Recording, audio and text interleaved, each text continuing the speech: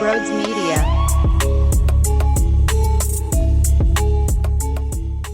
Yo, what's going on, everybody? Welcome on in to Sports Talk with Broads. So, the Sixers played last night, and it went as expected.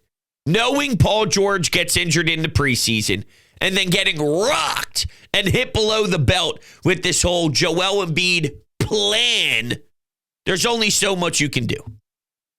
Maxey wasn't necessarily shooting the lights out, right?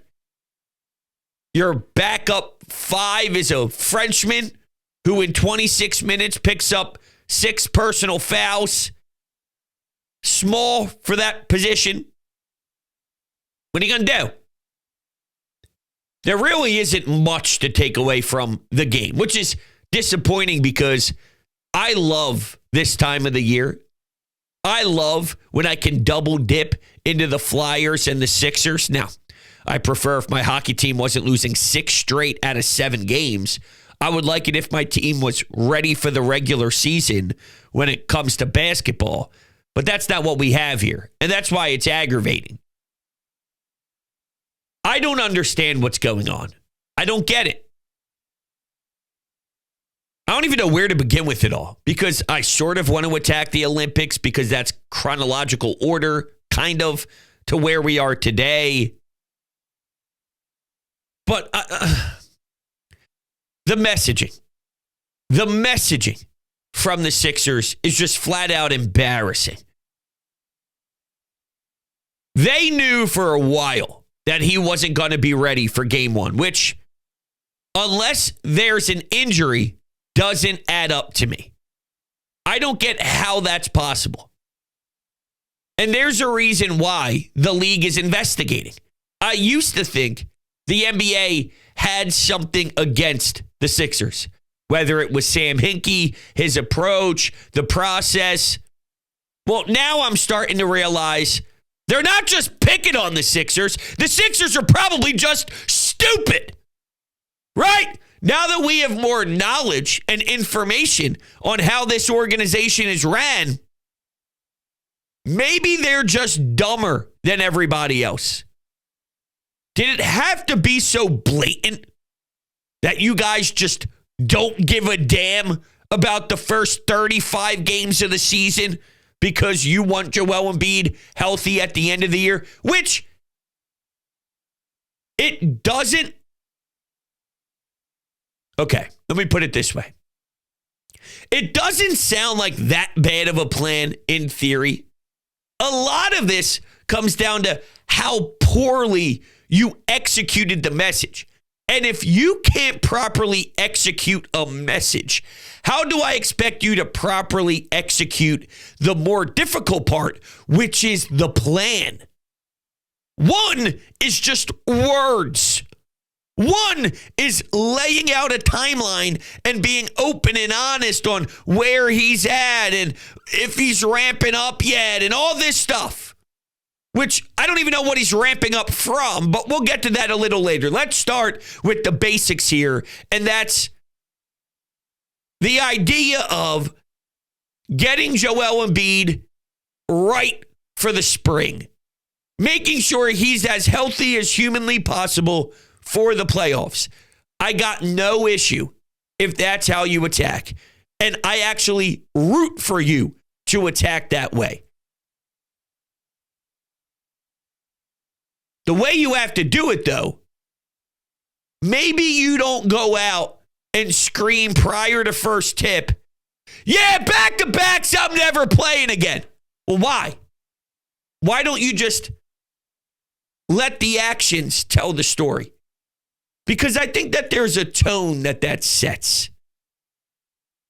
I think the worst part about this is none of these games matter at all. Not to us. And you know what? I don't even give a damn about the fans either. You could have got tickets for $29 for the home opener. And I had a buddy text me who decided to go last minute because it was so cheap, which is nice for people who, look at the numbers sometimes for what these tickets cost and go, I can't ever go. I'm proud for those that do get to go when it is cheaper, don't get me wrong.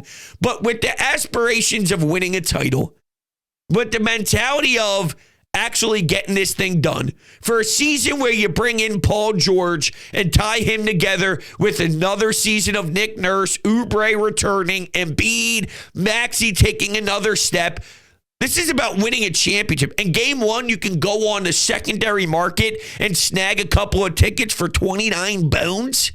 That's a joke. And the way it was described to me was, it wasn't a hostile crowd. It was a carefree crowd that was just there to enjoy the game like it's the ballpark in the middle of June. Woof. It's the first game of the year with Milwaukee coming to town. And I don't know if they're calculating this part properly. What did we witness last season at the end? We witnessed a first-round matchup against the New York Knicks, which was a second-round battle that happened to match up early because Joel Embiid missed so much time. The difference is the dude actually had a major meniscus problem and had to get some things cleaned out, and due to basketball activity, you were forced to take that path, right? And then the cards line up as they do. This time around, you're actively saying, I'm okay with that. Well, last year, you were put in that position and you lost to the Knicks. You lost to the Knicks, who, by the way, you got to beat maybe 2 or 3 of those teams to win a championship. You can't beat them once. These regular season games, I used to be a big they don't matter guy.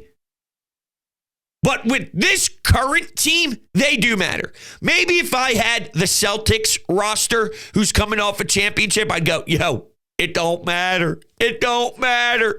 Maybe if I had Golden State, it don't matter.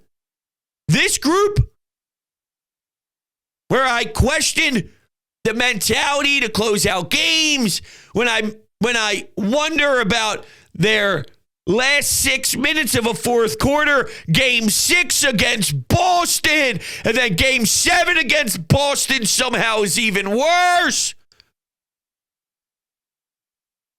It matters. And what else matters is cohesion.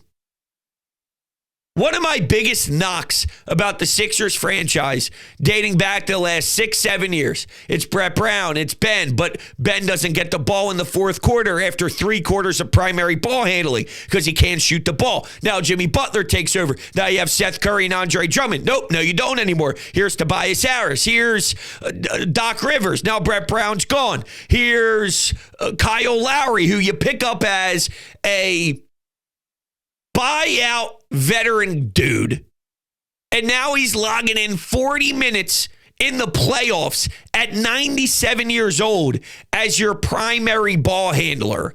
That's now who you're running with. And there's 75,000 other people that I have failed to mention throughout that timeline. But you understand my point is they've never been able. James Harden, now it's Paul George, now it's Nick Nurse. It's so much change that I have to value cohesion. And it sounds to me like their plan is something along the lines of just get us to the dance and then hopefully we can snap our fingers and make it work. Yeah, the Phillies tried the same thing this year. They tried the same thing. After a nice start to the year, they played essentially 500 ball-ish the rest of the way and said, we know how to get it done. And that was a team that was at least a little bit somewhat more proven than the Sixers, getting to the World Series, getting to Game 7 of the NLCS, 1 game away from 2 straight World Series appearances. Now, they failed. But when you compare it to the Sixers, more steps were taken. They had some sort of track record with the group to wonder if there's something to it.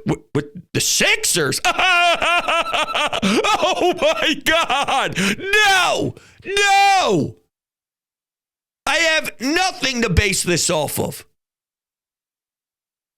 I need cohesion. And I think one day Paul George is going to play, then he sits, then Joel's going to play, then he sits. Somebody called into WIP last night and asked me, do I think that we will get over or under 35 games of Maxey, Embiid, and Joel playing together? And I go, under. 100% under. In what world? I can't trust it at all. And if they do, great. Seeding matters with this group.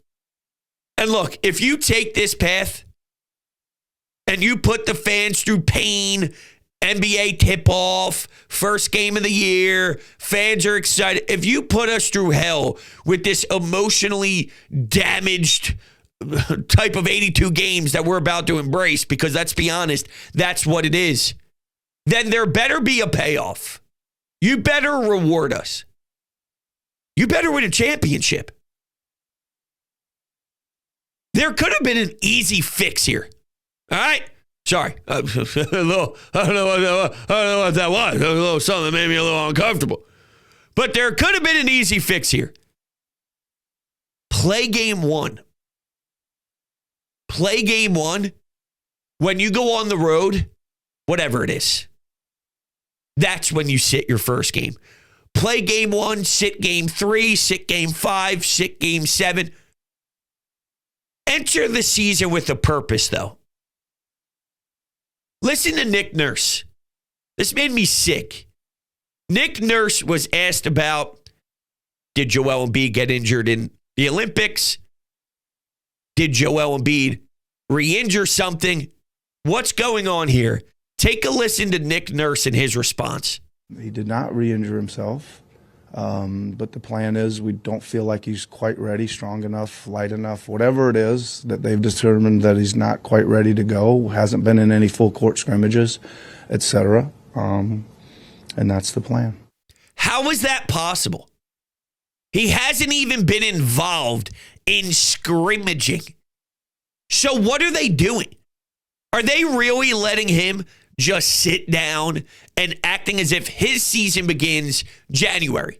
Hey, Joel, the season begins for you January 15th. Everyone else, I want your ass working hard. I want your ass competing. I want your ass in training camp getting bagged for running up and down the court with conditioning and all that stuff. You are going to pay the price and be ready. Joel, doesn't matter what you do, kid. Don't worry about it. We just want you ready for spring.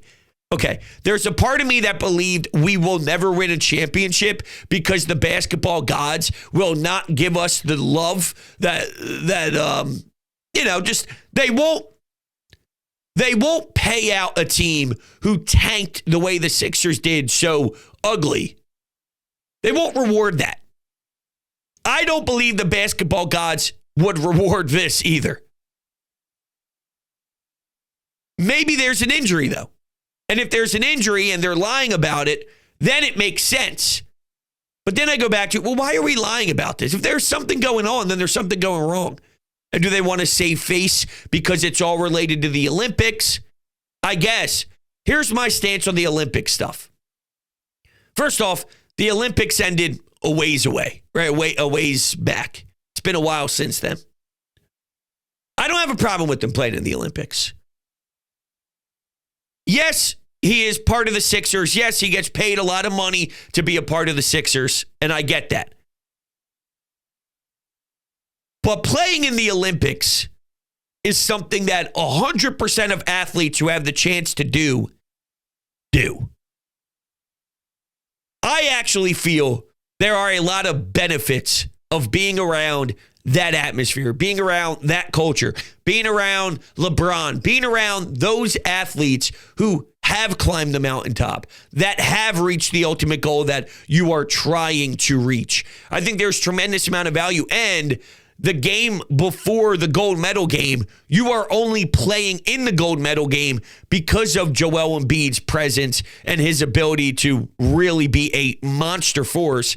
without Joel, I don't know if you're even playing in the gold medal game. And I think there is value in that mindset. And also seeing the way others go to work, seeing the way others prepare, seeing the way others think the game, being in the huddle, if you will, on the sidelines, drawing up plays, the way people put in their input, what they see. And LeBron's like, hey, what do you think about this? Being around that for the Olympics is something that can't hurt.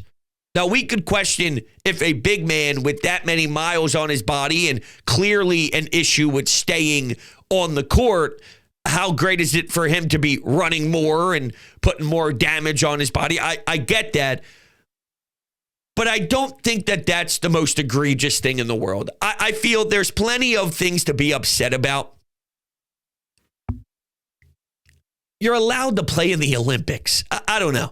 I think that's more you're frustrated with everything going on that we're now taking shots with him. With or without the Olympics, this may be a better way to put it. With or without the Olympics, Joel Embiid isn't playing game one. I don't feel because Olympics, that equals where we are right now, unless he is significantly injured due to the Olympics. Which that's not what I'm reading here. I don't think they truly are just hiding this massive, crazy, insane injury. Maybe they are because it is the Sixers. But I don't think it is. I think this is actually part of their plan, which is just don't be ready. Their plan is don't be ready. And I'm okay with valuing games 75 through 82, getting yourself prepared for a playoff run way more than game 1 and 2, and we're just living in the moment. But there's better ways to go about this. Why is this so hideous? Why is this so controversial? Because they put themselves in this position. The head coach literally at one point in that quote goes, blah, blah, blah, blah, blah, or whatever it is, and then continues.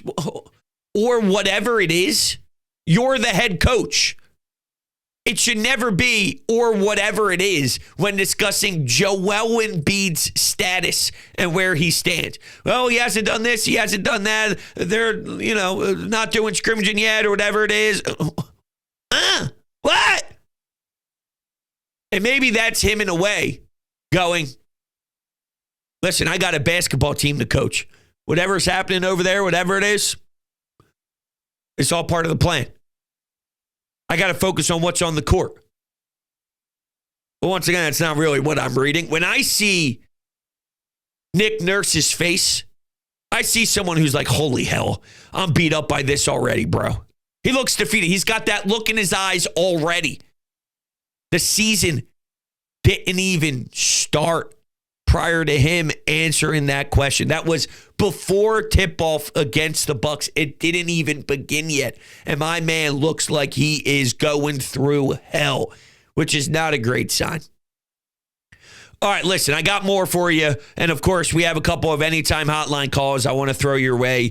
First, there is nothing better than garage beer. Listen to me right now. There is nothing better than garage beer. When you are not enjoying your basketball team, you can pop one open and throw it back, grab another, throw that one back. Hell, when your basketball team's playing great, you can pop it open, throw it back, open up another one, throw that one back as well. 0% IPA, 100% light beer, 1,000% quality. DrinkGarageBeer.com. And also, if you are new to the channel here at Broads Media, yes, we discuss Philadelphia sports every day. So you can smash the subscribe button, hit the thumbs up button as well. I greatly appreciate all of your support.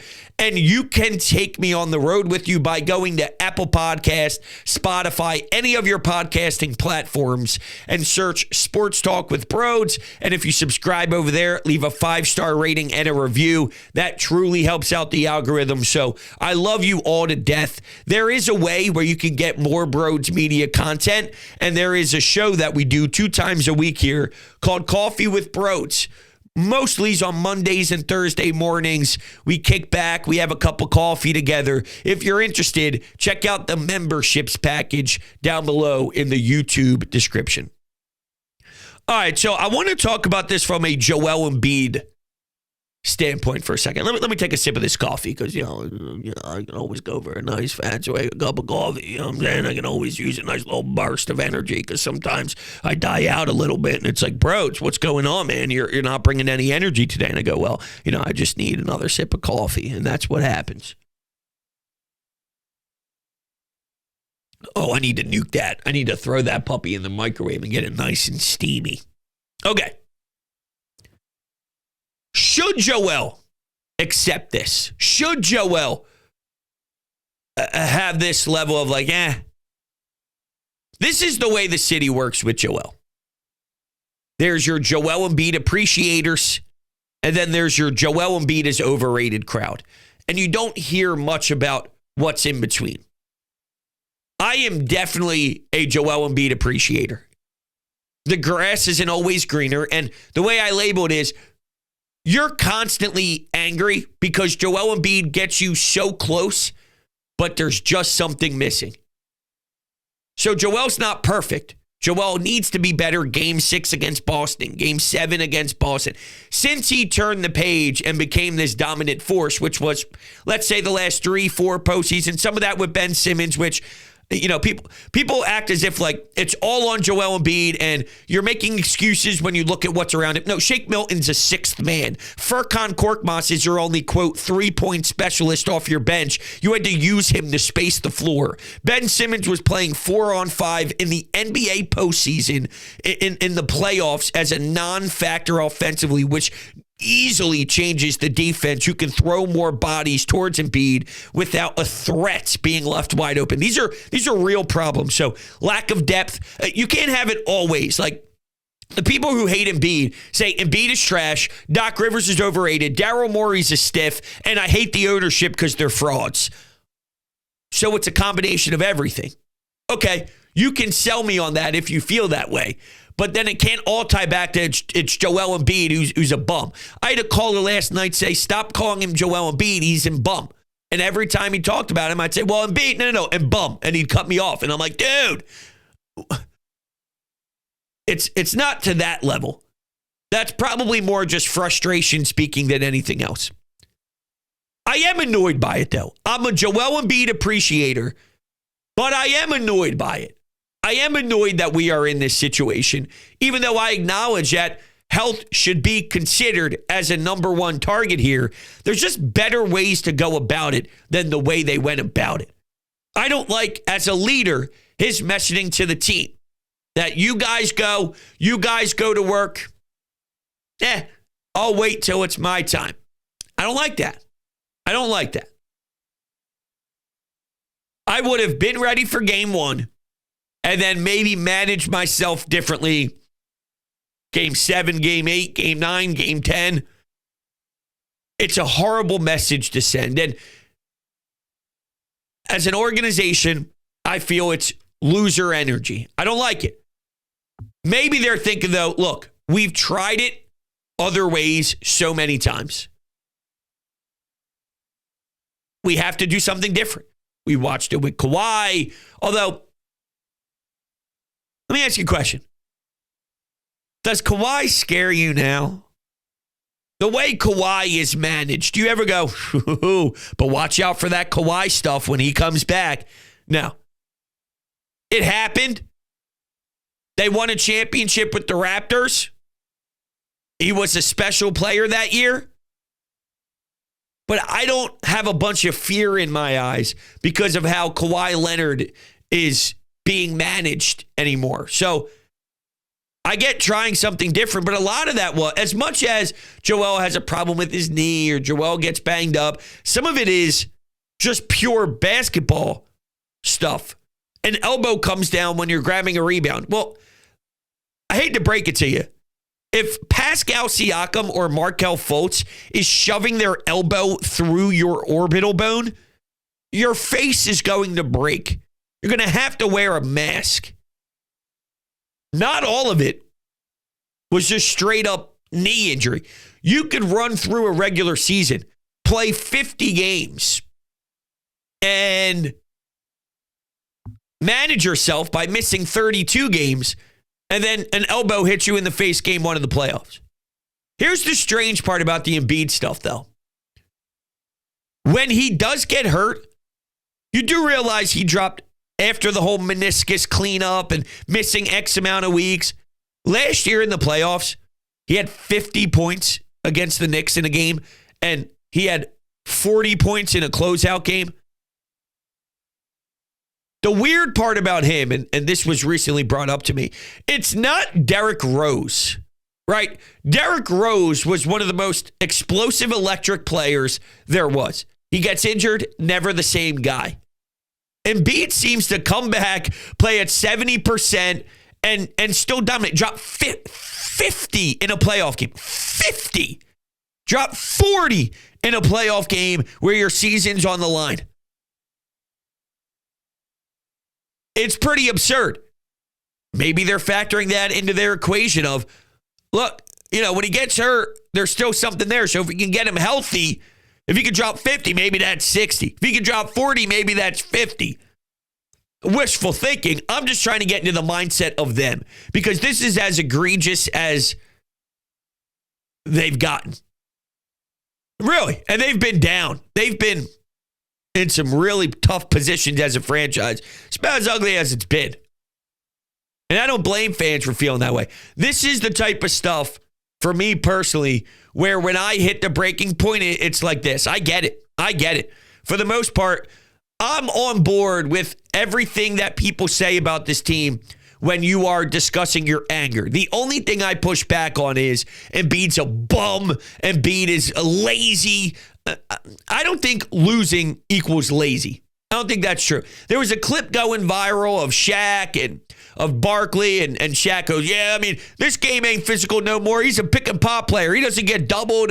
He doesn't, see defenses like that. So I can't believe he's being like this. And I'm going, if your takeaway from the 76ers is Joel Embiid doesn't get doubled, then just say you don't watch Sixers basketball, which is fine. I'm sure Shaq's got a lot on his plate.